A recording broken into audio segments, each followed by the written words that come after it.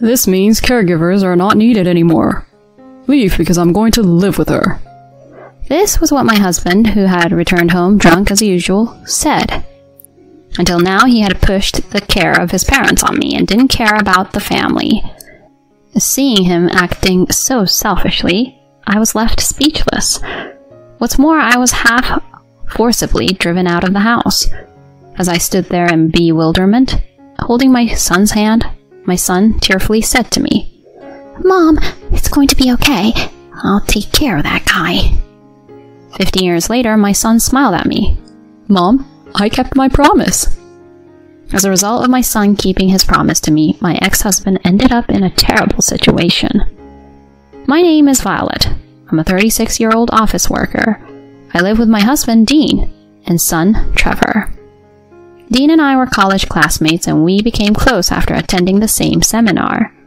We continued our relationship after graduating from college, and got married a few years later. As a couple, we have been together since our college days, so there's no longer excitement or the feeling of butterflies in stomachs. However, I felt a sense of comfort in being able to maintain a friendship-like relationship indefinitely. I got pregnant shortly after getting married and gave birth to our son, Trevor. Both Dean and I were completely smitten with our son.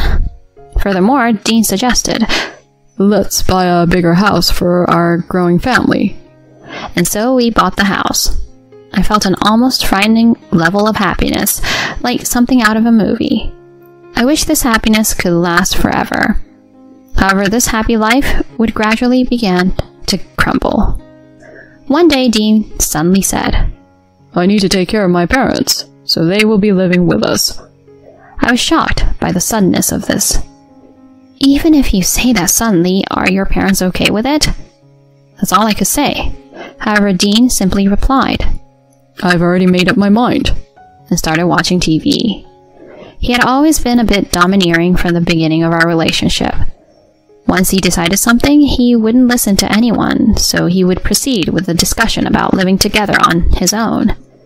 I felt that arguing any further would be pointless, so I reluctantly accepted the idea of living together. Fortunately, both of my in-laws were good people and treated Trevor kindly.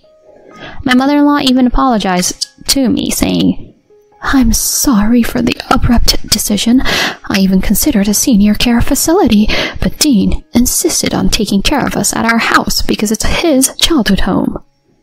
I still think it was Dean's own decision. But even when we started living with his in-laws, Dean didn't help with caregiving. "Caring for her husband's parents is the wife's job." That was his argument. Things started feeling a bit strange since he unilaterally decided on living with his parents.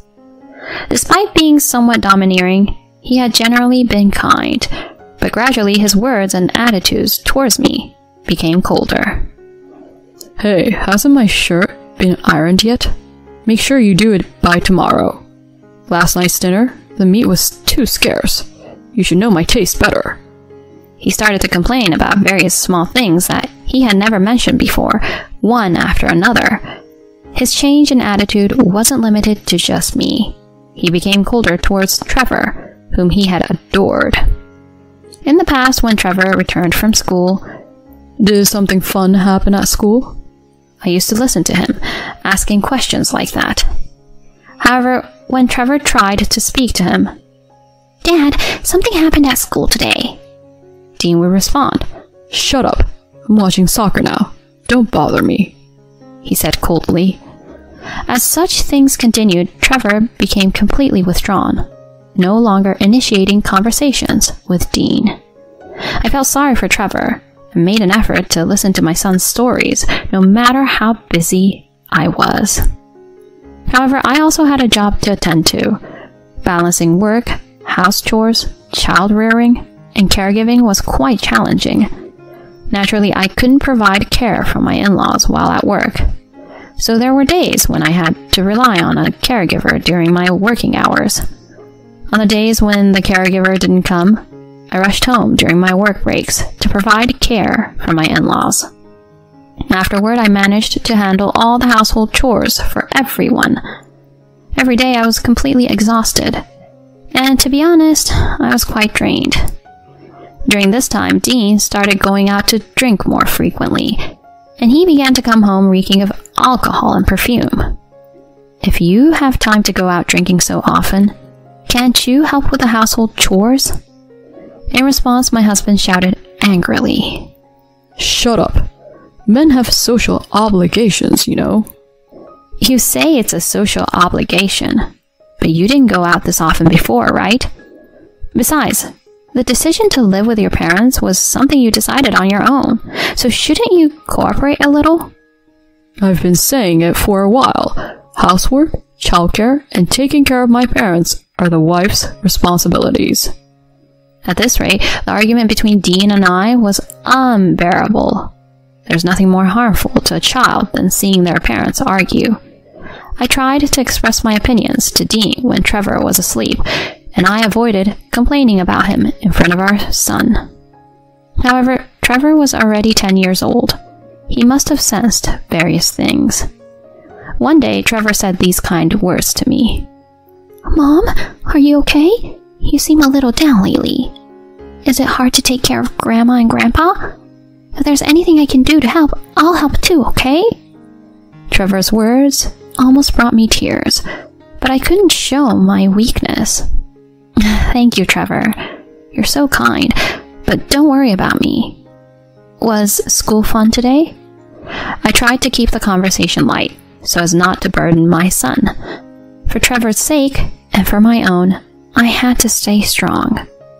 I reminded myself of this every day. Meanwhile, Dean's behavior took a turn for the worse. He began going to drinking parties more frequently, sometimes not coming home for days. He even stopped contributing to the household finances. I had reached my breaking point. Something had to change. Just as I was contemplating this, my in-laws' health deteriorated, and they passed away one after another. It was as if my father-in-law was chasing after my late mother-in-law. Caring for them had been challenging, but losing my kind in-laws filled Trevor and me with sadness.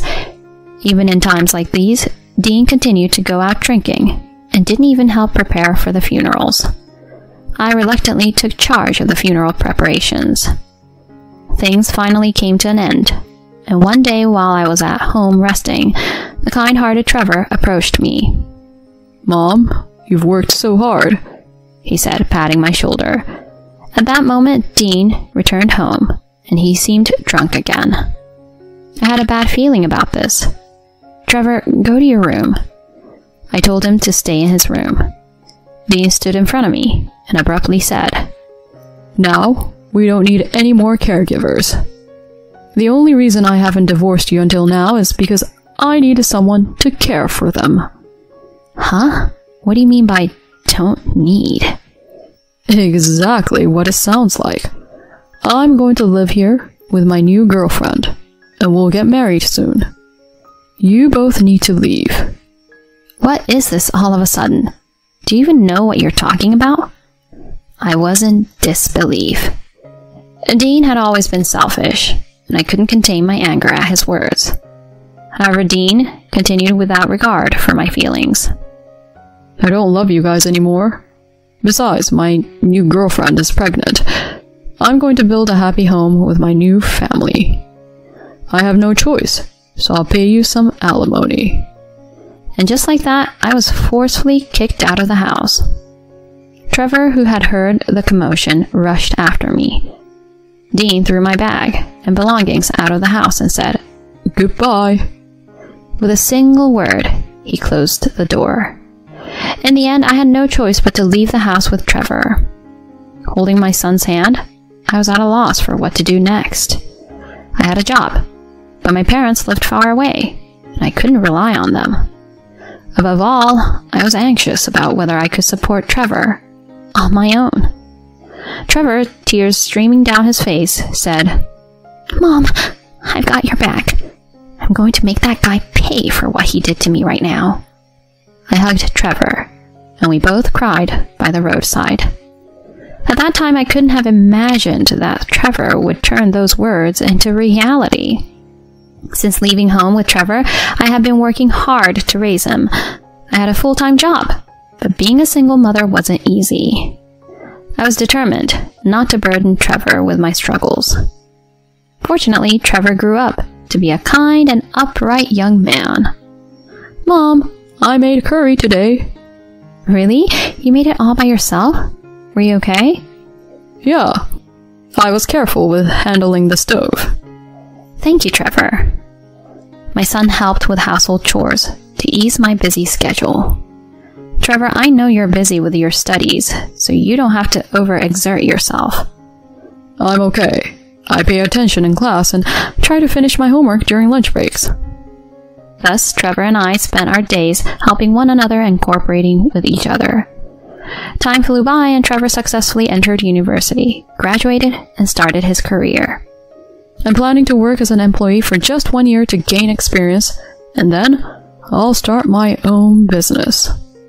He was enthusiastic about it, and indeed, 1 year later, he fulfilled his words and established his company. It was remarkable that the once small Trevor had become the president of a company. I was proud of myself at the same time and relieved that my work as a mother was over. Even after becoming a company president, my son continued to live with me. Trevor, you might find a girlfriend soon and want to move out. It's okay, you know. I told him this, but he responded with reassuring words. Not right now. I'm still here by your side, so don't worry. Trevor remained the same as when he was a child, always saying kind words to me. We were living peacefully together until one day... Mom, I have something to tell you, he said to me. I wondered if he had a girlfriend and was going to announce his engagement. However, what Trevor had to say was unexpected. Mom, it took me a little longer, but I finally got back at him. Huh? I had no idea what he was talking about. Got back at him? What do you mean? Then Trevor explained. I got back at that awful man who tormented you. At that moment, the face of a man came to my mind, and it was the face of my ex-husband, Dean. That man? You mean your father? What do you mean by got back at him? Trevor slowly began to tell me the story. Trevor had just recently started his own company, and thankfully the business was doing really well, experiencing rapid growth. During this time, he coincidentally received a business proposal from my ex-husband's company. It was true that Trevor had established a company similar to Dean's. For the business negotiations, Trevor asked Dean to participate along with some of the company's supervisory staff. Several of the supervisory staff had confused expressions, but it seemed that they included Dean at the request of the client company's president, who had a strong preference for it. Dean, who was somewhat oblivious, was initially pleased because he had heard about the positive feedback on his sales performance. However, when he saw Trevor's face during the business negotiation, he reportedly turned pale rapidly. He knew that his son had the same name, but he never imagined that the son he abandoned 15 years ago would become the president of the company he was dealing with. Even during the discussion, Dean couldn't stop sweating. The compliance officers repeatedly warned him, saying, "What's wrong with you? Pay attention." However, Trevor didn't mention Dean for any length of time. Dean was clearly relieved, apparently. Finally, Trevor had this to say. "Now, I'll ask you one last question. Is it correct that your company tolerates infidelity between employees?" At that moment, the room fell silent. The supervisory officers looked baffled, and Dean began to sweat once again. He couldn't help but say, "Let's stop talking about matters unrelated to the business," he shouted. And this surprised the supervisory officers, who asked in response, "What? What's the matter with you all of a sudden? And what's this talk about, Mr. President? In our company, such actions are strictly prohibited. We absolutely do not tolerate such behavior." Then Trevor looked at Dean. "But what about Mr. Turner over there?" It seems like the supervisory officers were confused, and the director asked, "And? What about him?" "Mr. Turner is my biological father. During my childhood, he had an affair with another woman, which led to him kicking my mother and me out of the house. He never paid a cent in child support or alimony."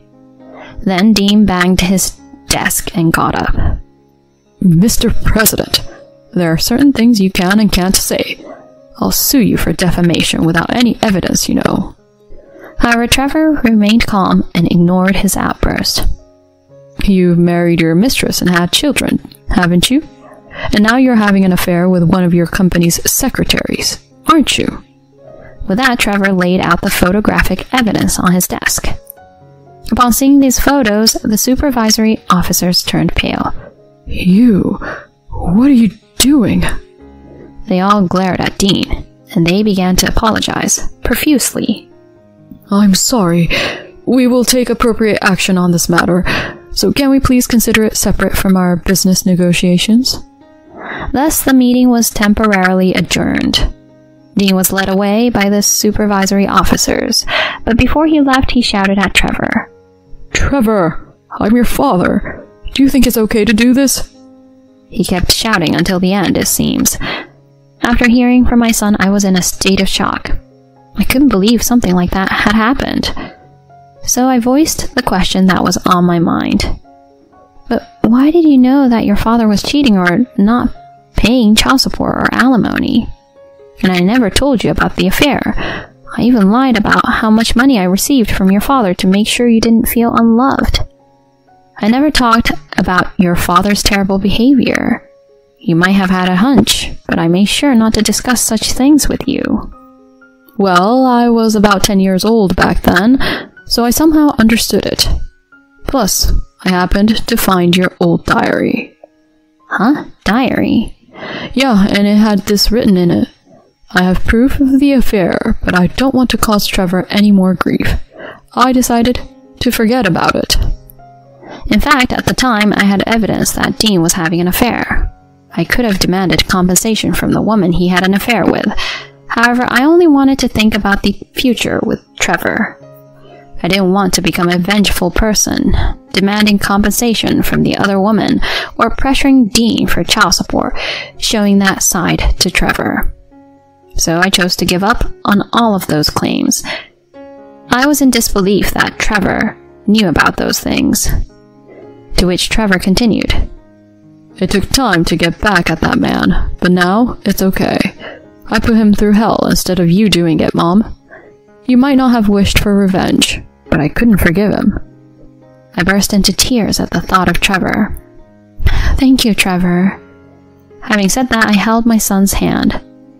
Afterward, it seems that Dean received a demotion and was transferred to a rural area as a result of this incident. The rumors of his affair with the secretary were known even in his new post, and it seems he felt uncomfortable there. Furthermore, his current wife discovered the affair, leading to a divorce and demands for alimony. Now he is working alone in an unfamiliar place, struggling to pay alimony. It appears that even the secretary, his affair partner, left the company promptly, showing that she might not have been genuinely serious about him. On the other hand, Trevor and I continued to enjoy peaceful days together. After hearing about Dean's downfall, his name was never brought up between Trevor and me. I had put that man behind me and looked forward to enjoying life with Trevor from now on.